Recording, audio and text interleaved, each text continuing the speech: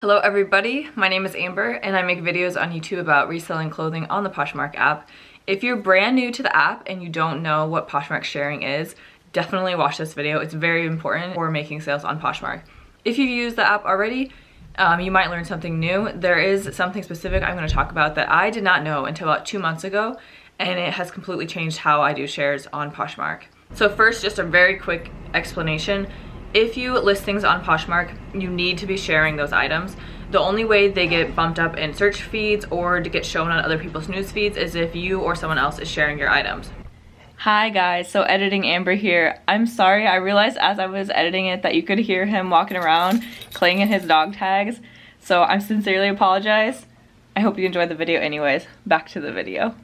In today's video, I'm gonna first go over a myth when it comes to Poshmark shares. This is what I just learned a couple months ago. Then I will go into 5 different sharing strategies that different people will use on the app. So first, the myth.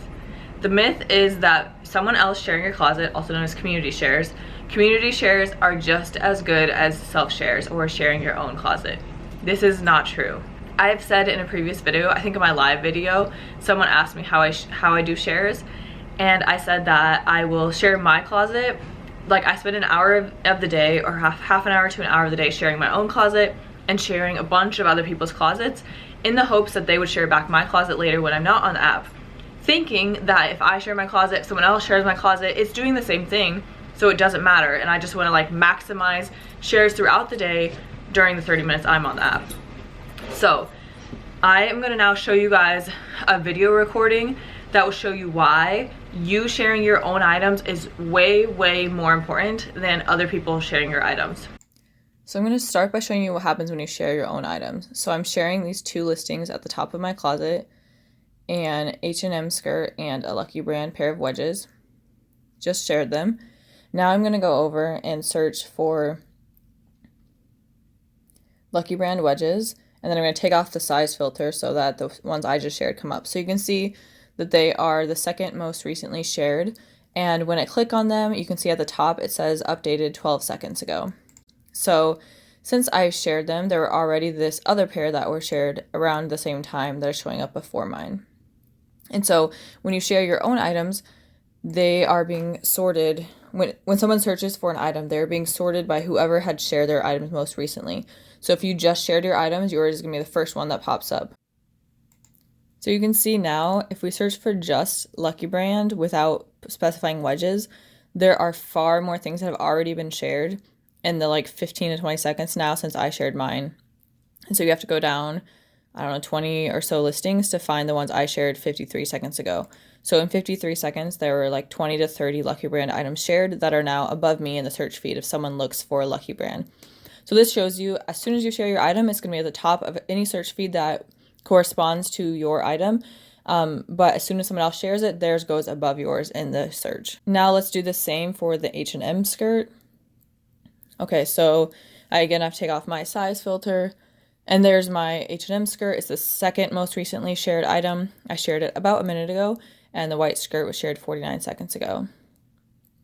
Now if I look for just H&M, you'll see the same thing again, where there are going to be lots more items that have been shared recently that meet the H&M search criteria. So that one was 20 seconds ago, and you can see there's lots and lots of items that go under H&M that have been shared within the last 2 minutes since I shared my item 49 seconds ago, and we've gone through already like 30 or so.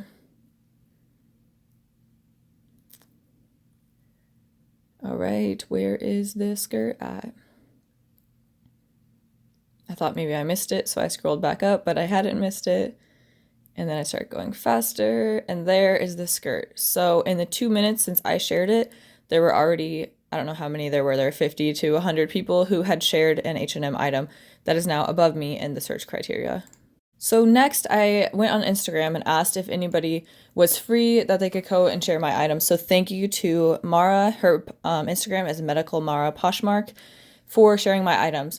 So you can see that she shared my items just 12 seconds before I started recording this. And so I'm going to do the same thing. I'm going to go search for Lucky Brand wedges.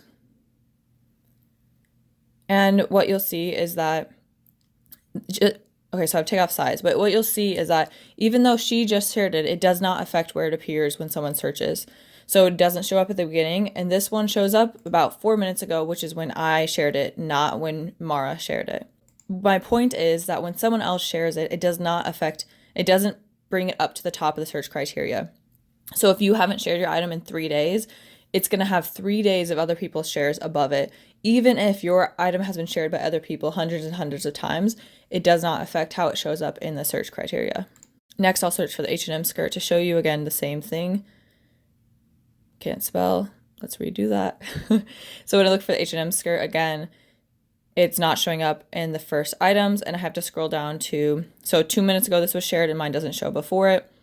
And if I scroll down, you can see 5 minutes ago was when I shared my item, not when Mara shared it, but it didn't get updated when Mara shared it because it's dependent on when you share it, not when other people share it. So I'm showing you guys now, again, if I go back to my closet, I share those 2 items, then we go and search for them, take off the size filter. You can see that now my wedges are again at the top of the shared listings. So again, Mara's did not affect how high up it was in the search, but only my personal shares did. So you may ask, what good do community shares do?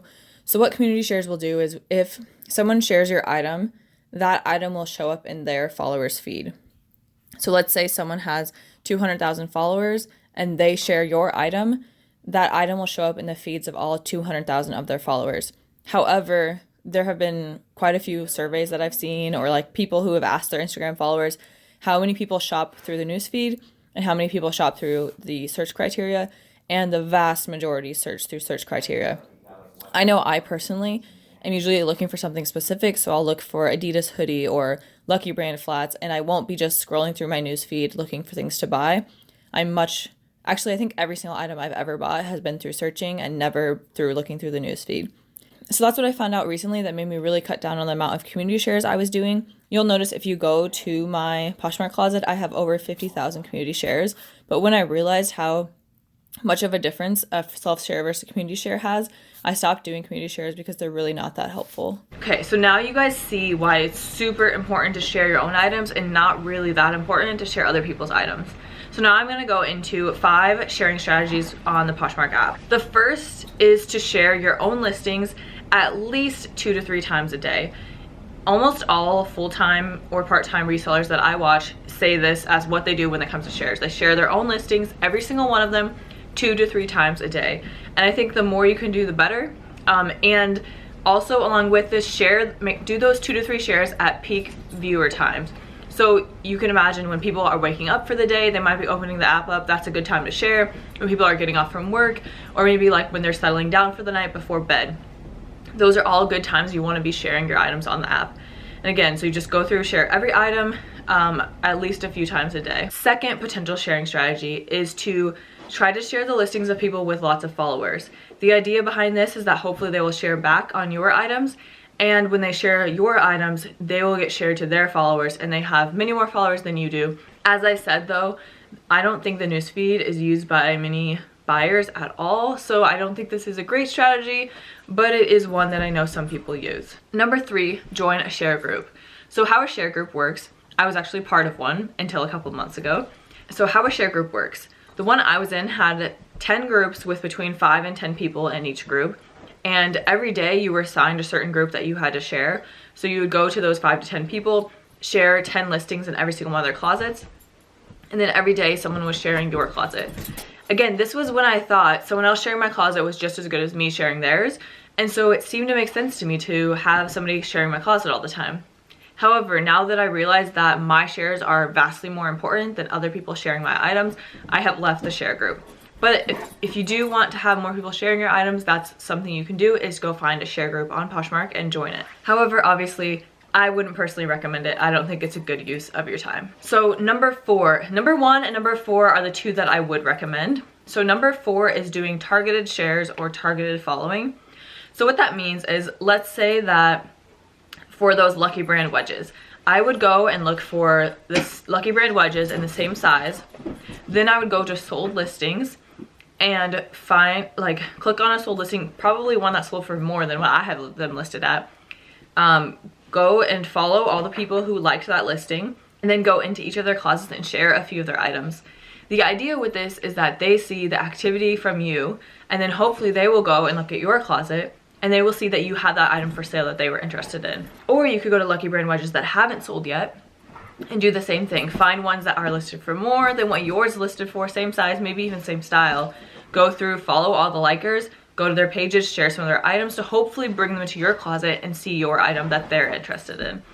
What I do not suggest is going to the listing, tagging those people and telling them, I have them for cheaper, go to my closet. That's super tacky. Definitely do not suggest that. I haven't personally ever had that happen to me, but I know other people have said that they've had that happen to them. Don't do that. But I think it's okay if you go and like follow them and share their listings and just hope that they come to your closet and see your listing. And number 5, when I decided to do this video, I went on Instagram and posted a question and said, hey guys, like how do you share? Just to see what people would message me to make sure I wasn't missing a really good sharing tactic that I could share with all of you. There was one that I hadn't heard of before. It was from Lolita She Sells Shells. It's like a tongue twister. So it's lolita.she.shells. I'll put her name on the screen here. So she said that when someone buys from her, as soon as she gets the notification, she goes to their closet and shares a few listings as a thank you for buying an item from her. So that's another possible sharing strategy you could use. Maybe it would increase the likelihood that they would be a repeat customer because they are more likely to remember your closet name and then maybe come back to that next time they want to buy an item. So thank you guys for watching. That is the sharing myth that changed how I share on Poshmark, and 5 possible sharing strategies that you could use on the Poshmark app. Thank you for watching and stay tuned because I'll be uploading a new video soon.